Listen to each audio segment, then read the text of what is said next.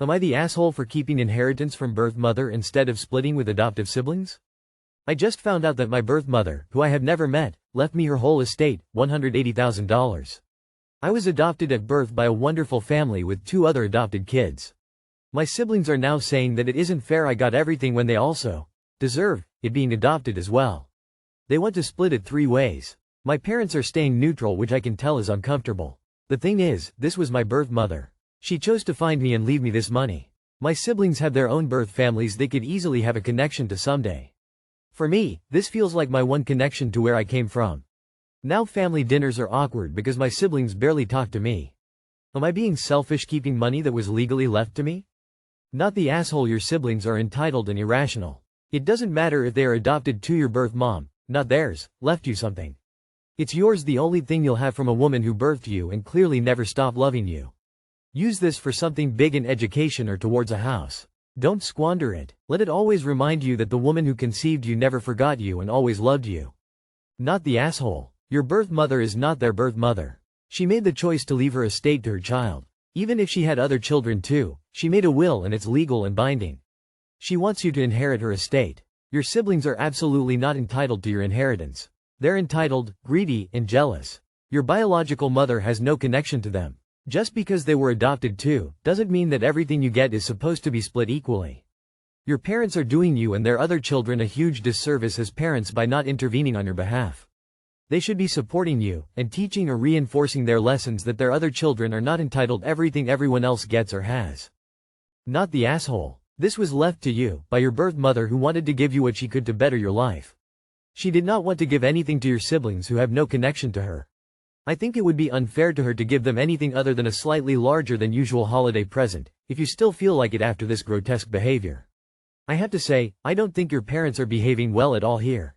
They should be firmly correcting your siblings. I suspect they have some jealous feelings themselves, that your birth mother was able to give you this. You're joking, right? In what imaginary world would your siblings feel they deserve money from someone they have no legal connection to and have never met? It would make absolutely no sense to split an inheritance from someone they're not even related to with them. It's weird that they're asking you to. If you wanted to give them some money just because you love them, that would be fine, but I don't think they have any right to demand it. The situation is super awkward though. Hopefully you were effectively an equal part of the family, and then you get a substantial amount of money for not being a part of the family. Even splitting is ridiculous, but I would be tempted to buy them both something generous, except they're being entitled shits and I don't know the family dynamic, so maybe not. Am I the asshole for not putting away my copy of The Handmaid's Tale? My 20 uncle and cousin, 14, are currently staying with us since their house is going through some repairs. Cousin sleeps in my room. Mom told me to put certain books away since they are inappropriate, so I put them in a small locked drawer. I didn't put The Handmaid's Tale and some of my other dystopian novels there, though. Barely any space left, so I had to pick which ones to lock up. The way I figured it, she probably wouldn't be interested in them, and the book in question full of my distracting, barely legible to anyone else annotations. I studied it for O-level English literature when I was 16-17 and my handwriting was atrocious back then. But she did end up getting interested in it. I came home one day to find out that she had been reading it and my uncle had found out and was telling her she is too young. Then he turned to me and berated me, saying it was careless to leave something she is too young for out on the shelf. Not the asshole. Your uncle is exactly why she should read it. In Ta, it's kinda ironic a man getting mad about a young girl reading a book about men oppressing women lol. Not the asshole. 14 is definitely old enough to read that book, and her dad is the reason why she should be reading it. Tell him that the women in the book are forbidden from reading, too. Not the asshole. The Handmaid's Tale is recommended reading for grades 9-12, so totally appropriate for your cousin. Not the asshole. Most girls have grown men sexually harassing them by that age. A book ain't gonna do her no harm. Am I the asshole for standing in front of a guy so he couldn't record people? I, 27F, got onto my regular bus this morning to head to work. Today I noticed a young man, 15-17M, holding his iPad really awkwardly but never quite looking at it. I thought it was suspicious, so I watched him for a bit and realized he had been recording every single person getting on or off the bus. I asked him what he was doing, why he was recording, and he simply answered that it was his right to record people. It may be his right, but it just felt wrong, and if he was allowed to record, why was he being so secretive and suspicious? So I decided that I was just going to stand in front of him and obstruct his view so he would be unable to record. When the bus driver saw me, he asked me if I was getting off at the next stop. I told him no. I said that there was a person recording every person getting on the bus and that I was just standing here to block his view. The bus driver laughed and said that he, the young man, really had nothing better to do, and I said I guess not. The rest of the drive was super awkward and consisted of the young man recording my back while talking to his iPad, basically calling me a bitch and he has a right to record and that he had permission from the driver, which evidently he did not. Luckily I was getting off at the last stop and he was unable to record people, although he did try and get a photo of my face. In this situation, am I the asshole for standing in front of him and not letting him record? Edit. For those asking, this is in Canada, not the USA. Edit 2. I was just informed can film on this transit system but only phone or smaller device, so the iPad is already a broken rule. And you aren't allowed to record the employees or users. Edit 3. So technically he wasn't allowed at all without permission. I didn't see original users were also not allowed to be filmed. Here's what the website says. My transit system has specific rules and regulations regarding filming and photography in its facilities.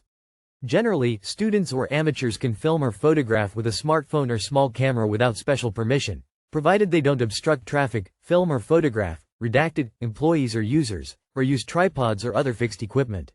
For commercial or media purposes or for filming that exceeds these conditions, permission is required through a formal request. Not the asshole. I don't really care whether he had the legal right to record people or not. Whatever he was planning to do with those videos is almost certainly not good. For the people saying you are the asshole, I wonder how they would feel if someone surreptitiously took a video of them when they were in public and then posted it in a public forum.